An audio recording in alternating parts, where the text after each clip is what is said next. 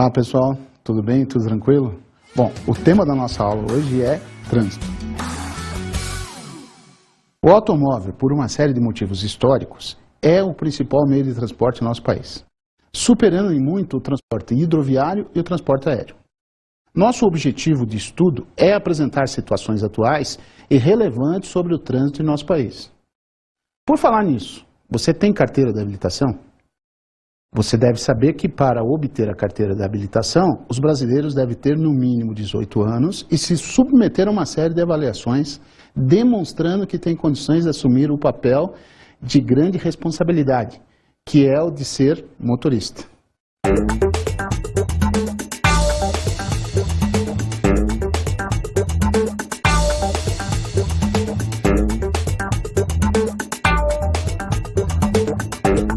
Falar da Lei Seca, saiu um balanço do primeiro ano da Operação Lei Seca, né? Começou em março de 2009. Como é que foi, Rodrigo? Bons números? Olha, os números são os melhores números, né? A gente deu tanta notícia ruim aqui hoje, mas números ruins e tudo. Olha, a Lei Seca já salvou no Rio de Janeiro pelo menos 3.500 pessoas. Esse é um ótimo número. Olha as informações aí. De março a dezembro, na verdade, esse número foi fechado no dia 1º de janeiro, porque teve a Operação da Lei Seca no dia de ano, né? São 130.347 motoristas abordados, 25.821 multas, 10.449 carteiras recolhidas e 640 motoristas presos, tá? Levados para a delegacia e autuados. Você verifica que tem muita carteira recolhida, porque as carteiras não são só recolhidas em função do bafômetro, também são recolhidas porque estão vencidas, porque a pessoa passou de 20 pontos. Então a operação, ela funciona para tudo. Agora, Rodrigo, você chamou a atenção aí sobre um número altíssimo de pessoas salvas. Sim. O que o governo do estado nos ofereceu de números aí, a gente checou junto ao SAMU, junto ao bombeiro, é que houve uma redução significativa no acionamento dessas ambulâncias do bombeiro e também na rede municipal de saúde. Pelo menos 3.500 pessoas, esse ano, deixaram aí de ingressar numa politraumatizado, numa UTI. É uma economia de pelo menos 100 milhões de reais para o governo do estado. De acordo com o Denatran, Departamento Nacional de Trânsito, se no decorrer de um ano um motorista tiver acumulado no mínimo 20 pontos, seu direito de dirigir será suspenso. As infrações de trânsito são classificadas em gravíssimas, graves, médias ou leves. Vamos dar uma olhada em algumas dessas infrações na tabela seguinte. Nessa tabela, você tem uma lista de infrações graves, que são aquelas que valem 5 pontos e mais uma multa de 120 UFIR. Observe uma dessas infrações graves, por exemplo. Ali, a primeira, estacionar em fila dupla. Isso gera a multa e a remoção do veículo. E você tem outras infrações graves aí. Dando uma olhada nessa outra tabela, onde estão as infrações gravíssimas, aquelas que valem 7 pontos mais 180 UFIR. Você tem uma lista de infrações gravíssimas. A primeira delas, por exemplo, avançar sinal vermelho do semáforo. Isso gera uma multa. Das infrações apresentadas, as únicas que individualmente acarretam a suspensão da carteira de habilitação sem a necessidade do acúmulo de 20 pontos são dirigir sob influência de álcool. O índice mínimo tolerado é de 0,2 gramas por litro de sangue, ou sob a influência de entorpecente, e não prestar socorro, em caso de acidente, às vítimas. Vamos ver o problema seguinte. Excluindo as duas infrações citadas, se um motorista cometer, no prazo de um ano, uma única infração de cada tipo, ele terá a carteira de habilitação suspensa? Vamos observar as pontuações obtidas de acordo com o tipo de infração. Infração gravíssima corresponde a 7 pontos. Grave, 5 pontos. Média, 4 pontos. E as infrações leves vão corresponder a 3 pontos.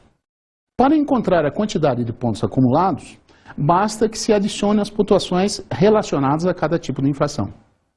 Então, quantidade total de pontos acumulados pelas infrações. Vamos chamar essa quantidade total de P.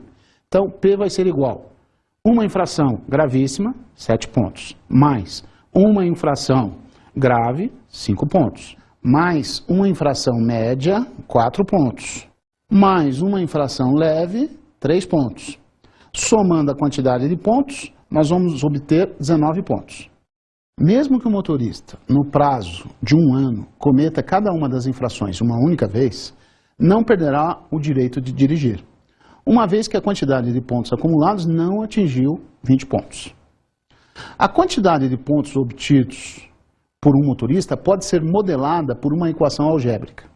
Para tanto, vamos considerar que um motorista tenha cometido o seguinte número de infrações. Infração gravíssima, número de infrações gravíssimas, X. Número de infrações graves, Y. Número de infrações médias, Z. E o número de infrações leves, W. Para relacionar a quantidade de pontos P com as quantidades e pontos de cada tipo de infração, a equação é a seguinte.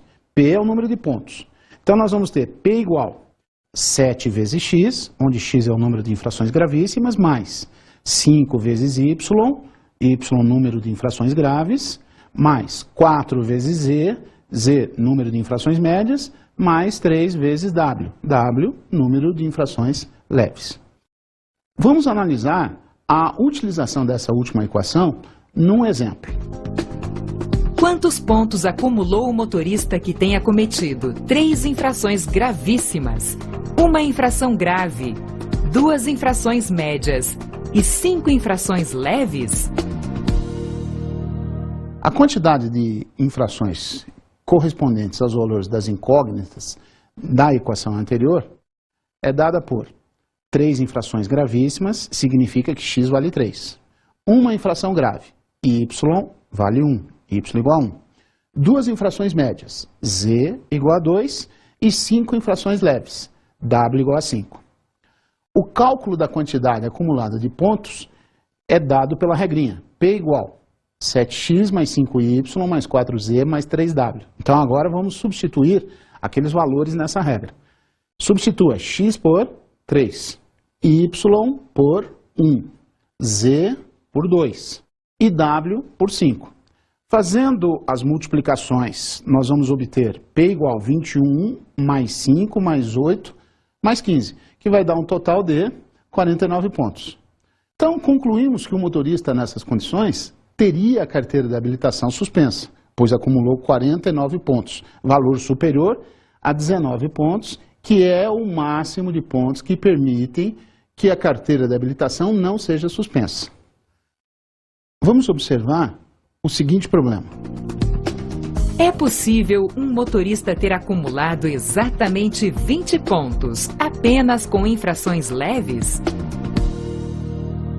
Devemos ter sempre em mente que a infração leve corresponde a exatamente 3 pontos. Se o motorista só cometer infrações leves, acumulará uma quantidade de pontos que é múltipla de 3. Você sabe dizer quando um número é múltiplo de 3? Os múltiplos de 3 correspondem aos produtos de 3 pelos números naturais. Vamos lembrar o conjunto dos números naturais. O conjunto dos números naturais é o conjunto formado pelos números 0, 1, 2, 3, 4, etc, etc, etc. Então, os múltiplos naturais de 3 são calculados da seguinte forma. Nós vamos multiplicar o 3 por cada um dos números naturais, começando lá com 3 vezes 0, 0. Então, 0 corresponde ao número de pontos com nenhuma infração. 3 vezes 1, 3. 3 significa número de pontos com exatamente uma infração leve. 3 vezes 2, 6. Número de pontos com exatamente 2 infrações leves. E assim por diante. Tá? O conjunto dos múltiplos naturais de 3, que a gente vai representar pelo seguinte símbolo. Coloca lá M de múltiplo, entre parênteses 3. Múltiplos naturais de 3. Formam o conjunto cujos elementos são 0, 3 vezes 0, 0, 3 vezes 1, 3, 3 vezes 2, 6, 3 vezes 3, 9 e assim por diante. Então nós temos o conjunto dos múltiplos naturais de 3. Esse conjunto é infinito, pois existem infinitos números naturais. Os números que aparecem no conjunto correspondem à quantidade de pontos acumulados obtidos apenas com infrações leves. Vamos relembrar da formulazinha que a gente já utilizou para calcular o número de pontos acumulados. P igual 7x mais 5y mais 4z mais 3w. Como o número de infrações gravíssimas é 0, o número de infrações graves é 0 e o número de infrações médias é 0, substituindo na formulazinha x, y e z por 0, resulta somente P igual 3 vezes W. Se o motorista tivesse acumulado exatamente 20 pontos somente com infrações leves, então teríamos P igual a 20. Logo, substituindo na formulazinha, P por 20, nós ficaríamos com 20 igual a 3 vezes W. Vamos isolar W. Passa o 3 dividindo, W vale 20 sobre 3. 20 dividido por 3 vai dar aproximadamente 6,67.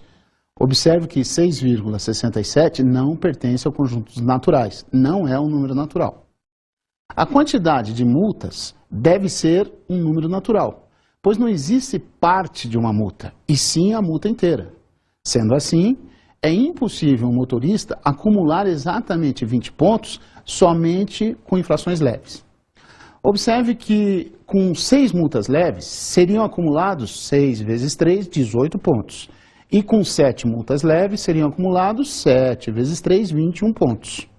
Vamos ver uma outra situação. Se um motorista acumulou 20 pontos e não cometeu qualquer infração gravíssima ou leve, quantas infrações graves ou médias foram cometidas? A resposta pode ser obtida por meio da equação que relaciona a quantidade de pontos acumulados com a quantidade de infrações de cada tipo. Na equação nós vamos fazer x igual a w igual a 0, pois x e w correspondem aos números de infrações gravíssimas e leves, que não foram cometidas. E ainda vamos fazer p igual a 20. Portanto, nós vamos ter, substituindo na formulazinha, p por 20, x por 0 e w por 0, nós vamos ficar com 5y mais 4z igual a 20. Observe que o motorista não pode ter cometido 5 ou mais infrações graves, pois nesse caso a quantidade de pontos não seria inferior a 25. 5 vezes 5, 25. E a expressão se iguala a 20, ou seja, um valor menor que 25. Isso não é possível. Vamos isolar uma das incógnitas da equação para permitir uma análise simplificada do acontecimento. Assim, por exemplo, isolando a incógnita y, temos 5y igual 20 menos 4z. Agora passa o 5 dividindo. Y igual a 20 menos 4z sobre 5. Vamos separar o denominador 5. Separando vai ficar y igual 20 sobre 5, que é 4, menos 4z sobre 5. Tira o 4 do numerador e põe ele multiplicando a fração. Portanto, nós vamos ficar com y igual 4 menos 4 vezes z sobre 5. Observe que o denominador da fração apresentada é igual a 5. A quantidade z de infrações médias deve ser um número natural múltiplo de 5. Então, nós vamos ficar com y igual a 4 menos 4 vezes z sobre 5. Substituindo z pelo natural 0 e fazendo as continhas, z igual a 0, fazendo as contas, vai ficar y igual 4 menos 4 vezes 0 sobre 5. Ou seja, 0 dividido por 5 é 0, fica 4 menos 4 vezes 0. 4 menos 0, 4. Portanto, para z valendo 0, y vai valer 4. Uma outra possibilidade é z igual a 5. Para z igual a 5, substituindo na formulazinha, nós vamos ficar com y igual 4 menos 4 vezes 5 sobre 5, que é 1. 4 menos 4 vezes 1 é 4 menos 4, que é 0. Portanto, uma outra possibilidade é o par z igual a 5 e y igual a 0. E vamos fazer agora z igual a 10. Se a gente fizer z igual a 10, substituindo, nós vamos ficar com y igual 4 menos 4 vezes 10 sobre 5. Ora, 10 por 5 é 2. Vai ficar 4 menos 4 vezes 2, 4 menos 8. E 4 menos 8 é menos 4. Desse modo, z igual a 10 indicaria que o motorista cometeu 10 infrações médias. Entretanto, neste caso, teria cometido também menos 4 infrações graves. Como a quantidade de qualquer tipo de infração não pode ser representada por um número negativo, tal situação não é realmente possível. Vejo que para z maior ou igual a 10, não existe solução e que os pares a seguir correspondem às únicas possibilidades para que o motorista acumule exatamente 20 pontos apenas com infrações graves ou médias. Vejamos as possibilidades. A primeira possibilidade, número de infrações graves, y igual a 4. Número de infrações médias, z igual a 0. Quantidade de pontos, substituindo na formulazinha os valores, nós vamos ficar com P igual 5 vezes y mais 4 vezes z. Então, ficamos com 5 vezes 4 mais 4 vezes 0, o que resulta 20 pontos. A segunda possibilidade, o número de infrações graves é y igual a 0 e o número de infrações médias é z igual a 5. Quantidade de pontos, substituindo na formulazinha, P igual a 5y mais 4z fica 5 vezes 0 mais 4 vezes 5, o que totaliza 20 pontos também. Então, resumindo, esse problema só apresenta dois pares como resposta. O primeiro par é 4, 0, y valendo 4, z valendo 0. O segundo par é 0, 5, y valendo 0 e z valendo 5.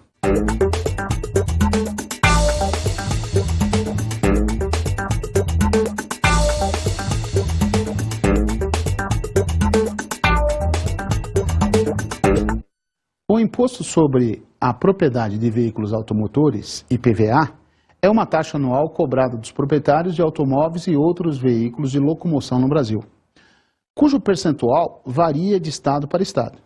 Em geral, para veículos de passeio, a taxa varia de 2% a 4% sobre o valor avaliado do veículo, dependendo do estado em que o imposto é cobrado. Pensando em comprar uma Ferrari? Pois saiba que, dependendo do estado de procedência do automóvel, o IPVA pode ser mais caro ou mais barato. Vamos tomar por base alguns valores correntes em 2010. Se você for de São Paulo ou de Minas Gerais, por exemplo, a alíquota do imposto a ser pago é de 4%. Isto é, se escolher uma linda Ferrari 360 Challenge, ano 2004, ao custo de cerca de R$690 mil, prepare seu bolso para pagar no primeiro ano algo em torno de R$27.600 de imposto. Já se você for de Santa Catarina, pagará uma das alíquotas mais baixas do país, 2%. Nesse caso, o IPVA será de aproximadamente R$13.800.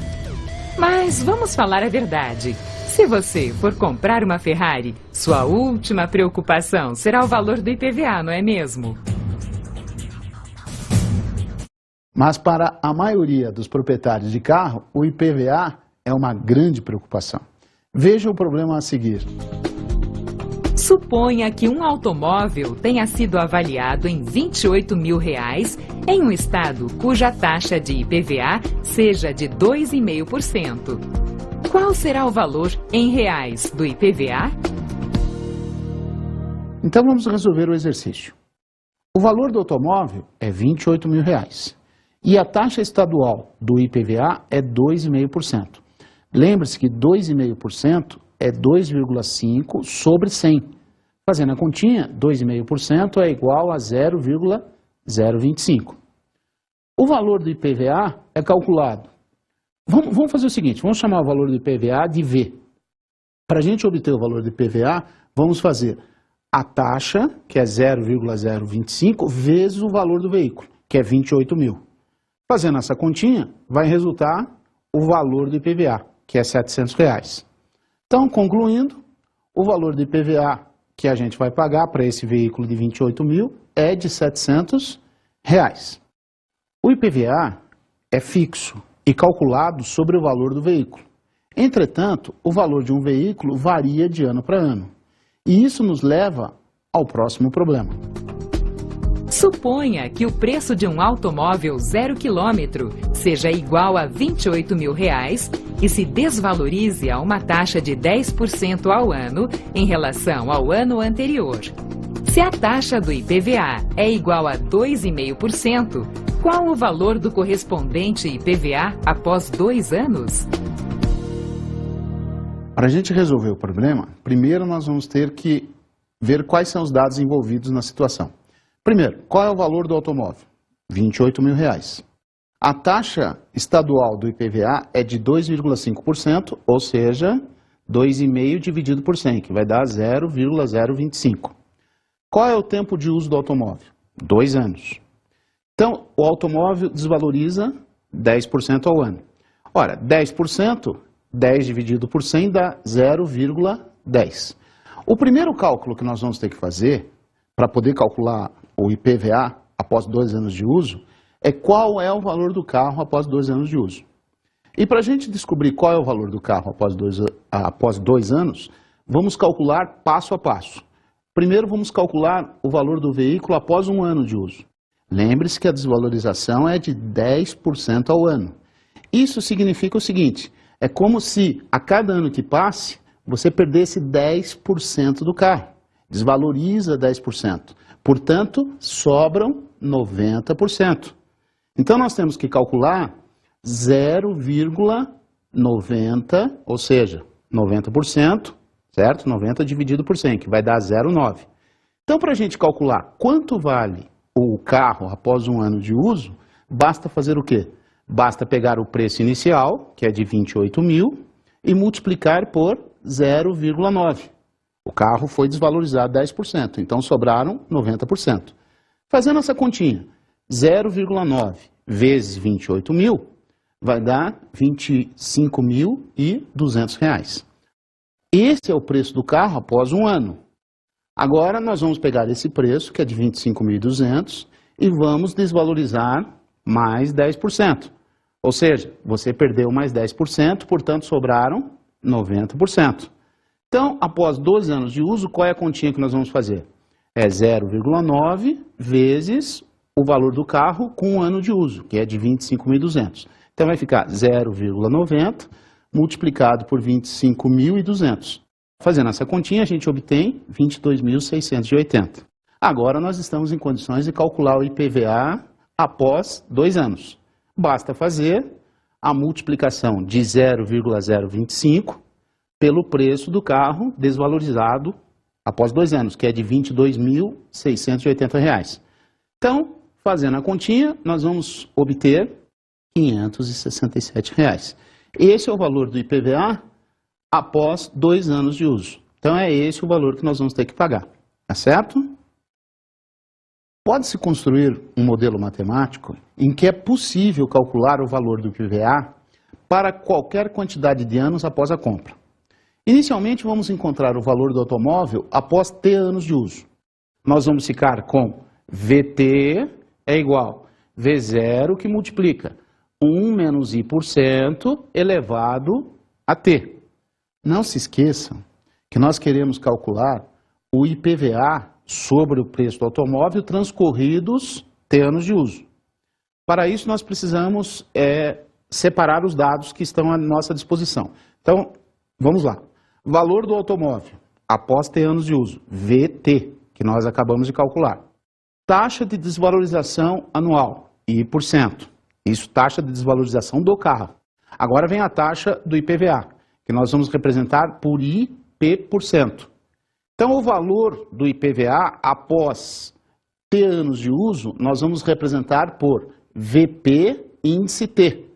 Para a gente calcular o IPVA do automóvel após T anos de uso, que nós estamos representando por VP índice T, basta fazer o seguinte, VP índice T vai ser igual VT vezes IP%.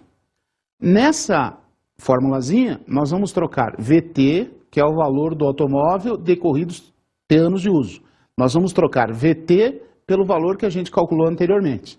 Então, nós vamos ficar simplesmente com VP índice T igual. No lugar de VT entra V0 que multiplica 1 menos I% elevado a T. E isso vezes a taxa do IPVA, que é vezes IP%. Utilizando essa formulazinha que nós acabamos de obter, vamos verificar o cálculo realizado anteriormente relativo a um automóvel cujo valor inicial era de R$ 28 mil. com desvalorização de 10% ao ano e com taxa de 2,5% de IPVA. Então, o valor do automóvel, V índice 0, R$ 28.000. Taxa de desvalorização do automóvel, que a gente representa por I%, é de 10% ao ano, ou seja, 0,10. A taxa do IPVA. A taxa do IPVA nós estamos representando por IP%. No caso é de 2,5%, ou seja, 0,025. Prazo de tempo, tempo de uso do automóvel, 2 anos. Valor do IPVA após T anos de uso, VP índice T, que é a formulazinha que a gente obteve, ou seja, VP índice T é igual V0 que multiplica 1 menos I% elevado a T vezes IP%. Vamos substituir os dados na formulazinha. Então, nós vamos ficar no lugar do tempo, 2 anos. Então, vai ficar VP índice 2 igual 28.000 que multiplica 1 menos 0,10 elevado a 2, tempo é 2 anos, vezes 0,025, que é a taxa do IPVA, é o IP. Então, fazendo as continhas, nós vamos ficar com VP índice 2 igual 28.000 que multiplica. Dentro do parênteses, 1 menos 0,10 é 0,90 elevado ao quadrado, vezes 0,025. Continuando, vamos ficar com VP índice 2 igual 22.680 vezes 0,025.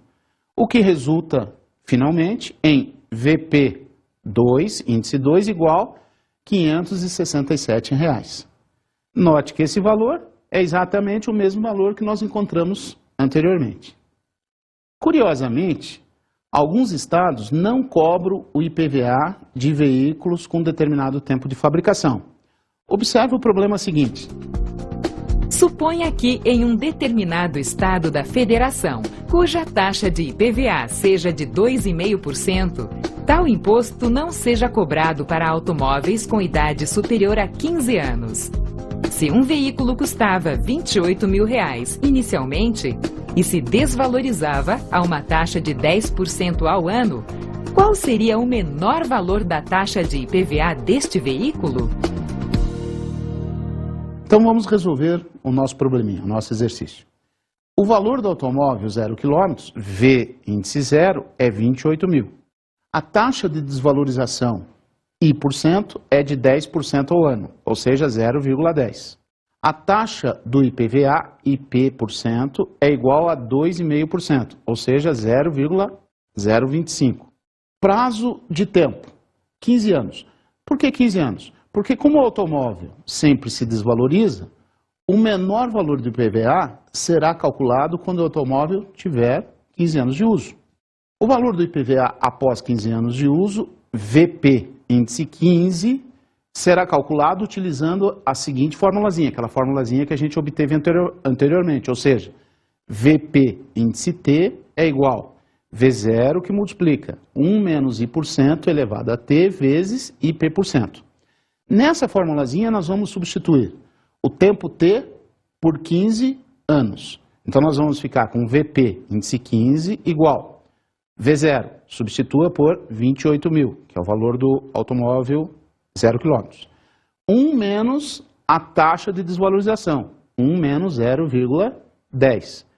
O expoente T estamos substituindo por 15, vezes IP%, que vale 0,025. Então vamos fazer essas continhas. Nós vamos ficar lá com VP índice 15 igual 28.000 vezes, observe dentro do parênteses, quanto que deu? 0,90. Gente, 0,90 está elevado a 15, vezes 0,025. Seria muito trabalhoso calcular o valor de 0,90 elevado a 15 e qualquer questão que envolvesse esse cálculo, um cálculo dessa magnitude, deveria fornecer elementos para que fosse possível a obtenção desse valor. Em geral, o valor é fornecido diretamente e por aproximação. Então, para facilitar os cálculos, vamos utilizar para 0,90 elevado a 15 o valor de 0,2059. O valor do IPVA após 15 anos de uso vai ser dado então por, voltando aos cálculos. Então nós vamos ficar com VP índice 15 igual 28.000 vezes, substitua lá 0,90 elevado a 15 por 0,2059 vezes 0,025. Vamos fazendo as continhas. VP índice 15 igual, a primeira continha ali fornece para nós 5.765,20 vezes a taxa, 0,025. E finalmente nós chegamos em VP índice 15 igual a R$ 144,13. Concluímos que a última taxa cobrada do veículo antes de ser isento do IPVA é de R$ 144,13.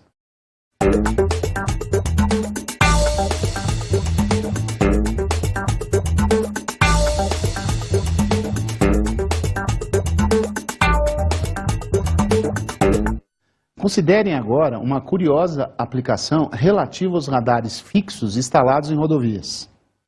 Em alguns tipos de radares fixos, a velocidade é calculada por meio de 3 sensores, chamados de laços detectores. Há 3 em cada faixa de uma via, distantes 3 metros um do outro. Um sistema totalmente informatizado verifica quanto tempo demorou para o carro ir do primeiro laço ao segundo e depois quanto levou para ir do segundo ao terceiro.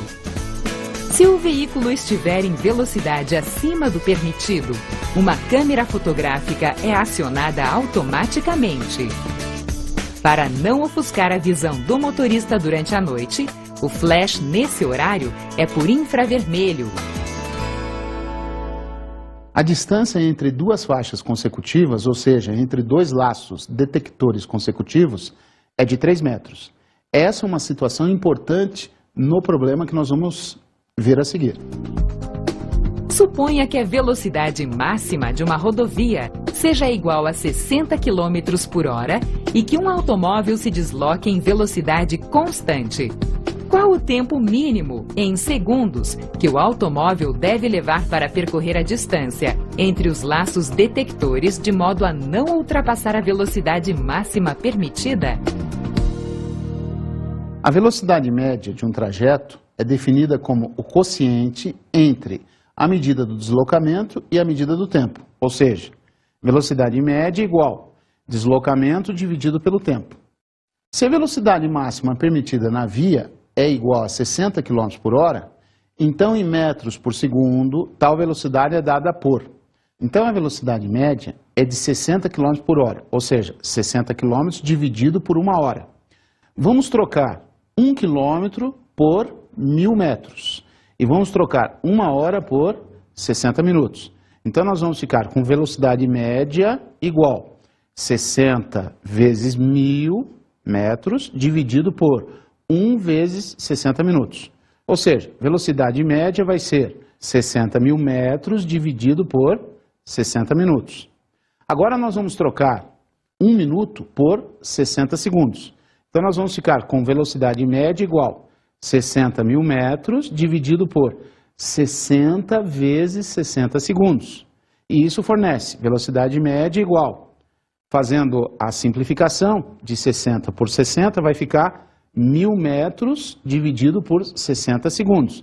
Simplificando mais um pouquinho ainda, nós vamos ficar com velocidade média igual 50 metros dividido por 3 segundos, o que vai fornecer aproximadamente 16,7 metros por segundo. A velocidade igual a 60 km é aproximadamente igual a 16,7 metros por segundo. Em outras palavras, o veículo percorre 50 metros a cada 3 segundos. Assim, se o comprimento do laço detector do radar é igual a 3 metros, o tempo T mínimo para percorrê-lo, sem ultrapassar a velocidade máxima permitida da via, é dado por velocidade média igual 50 metros dividido por 3 segundos. Por outro lado, nós queremos que a velocidade média seja de 3 metros dividido por um certo tempo T, dado em segundos. Essas velocidades médias devem ser iguais, Portanto, nós vamos ter 50 metros divididos por 3 segundos de um lado, igualado com 3 metros dividido por t segundos do outro lado. Multiplicando o cruzado, resulta 50 vezes t igual a 3 vezes 3. Portanto, nós vamos ter 50t igual a 9. Passo 50 dividindo, o tempo t é 9 sobre 50. Fazendo a continha vai dar 0,18 segundo. Se o veículo percorrer a distância de um laço a outro em um tempo menor do que 0,18 segundo, certamente sua velocidade será maior do que 60 km por hora. Logo, o tempo mínimo para percorrer o laço é igual a 0,18 segundo. Numa nova situação hipotética, vamos supor que o radar fixo se encontre numa posição que seja possível observar o comprimento do laço detector segundo um ângulo de visão de 30 graus. A próxima ilustração esclarece essa hipótese.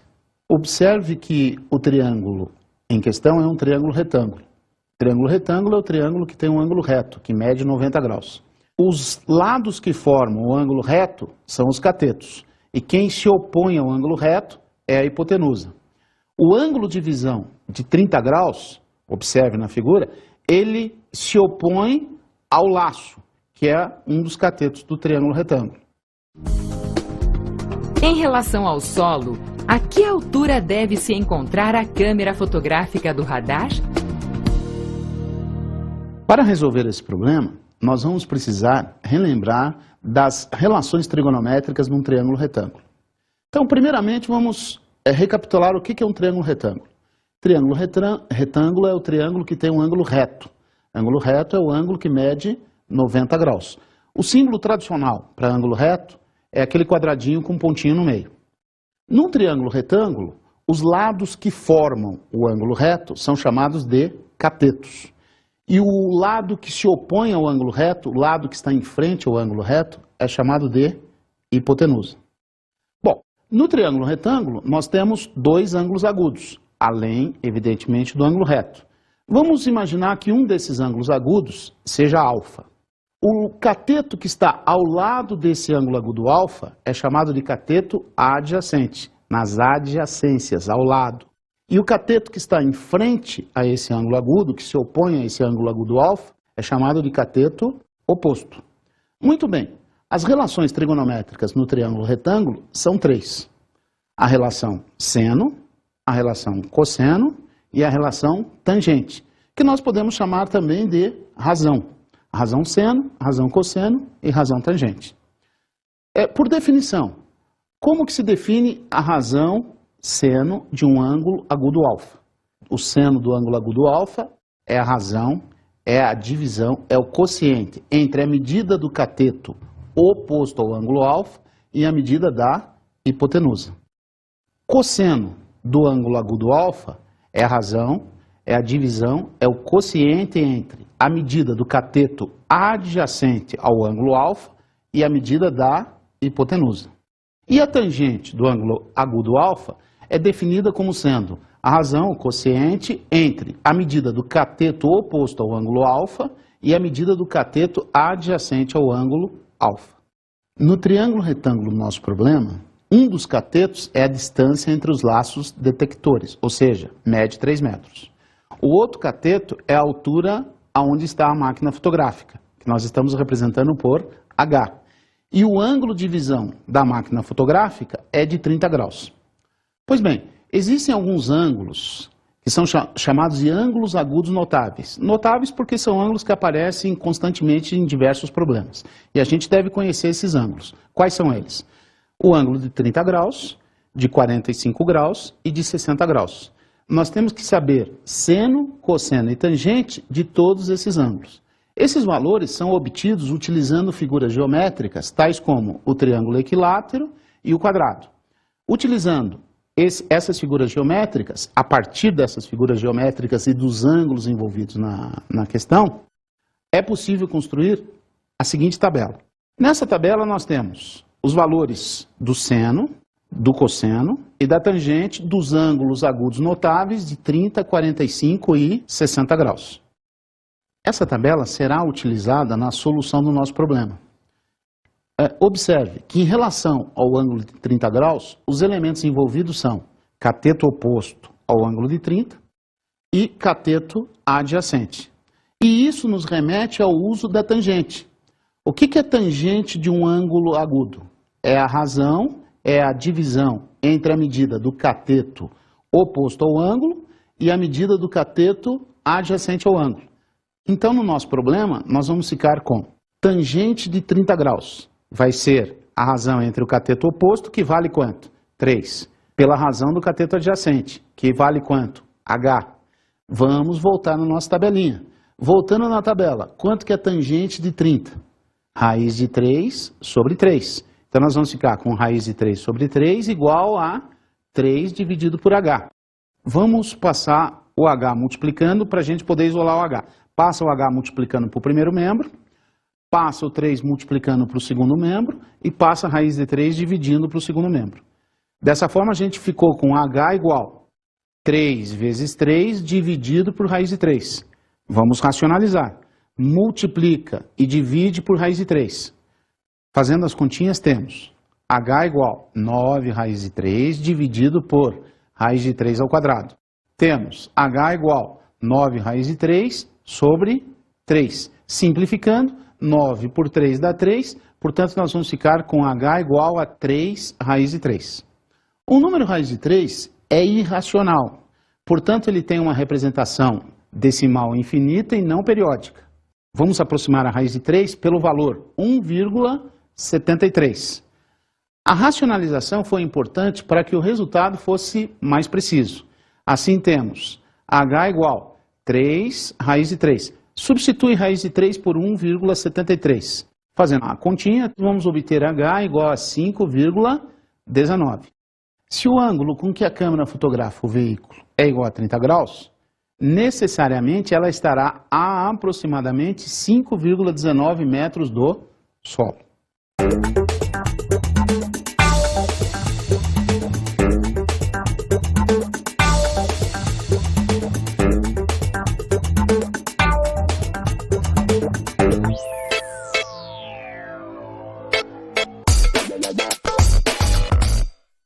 Habilidades. H1. Reconhecer no contexto social diferentes significados e representações dos números e operações. Números naturais, inteiros, racionais ou reais. H3. Resolver situação-problema envolvendo conhecimentos numéricos. H4. Avaliar a razoabilidade de um resultado numérico na construção de argumentos sobre afirmações quantitativas. No presente estudo, podemos observar como utilizar equações e conjuntos numéricos no momento de calcular a pontuação acumulada durante um determinado período nas infrações cometidas no trânsito. As simulações auxiliam a compreensão dessa ligação.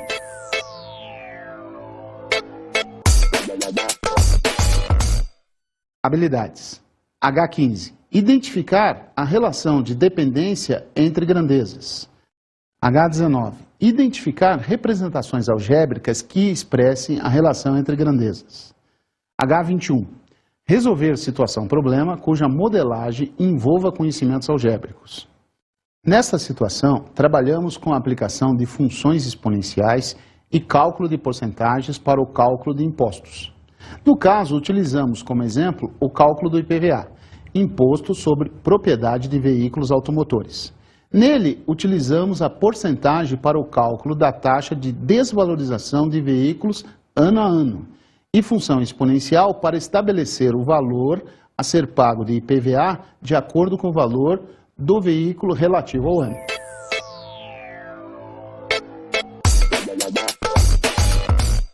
Habilidades. H10. Identificar relações entre grandezas e unidades de medida. H12. Resolver situação-problema que envolva medidas de grandezas. H13. Avaliar o resultado de uma medição na construção de um argumento consistente.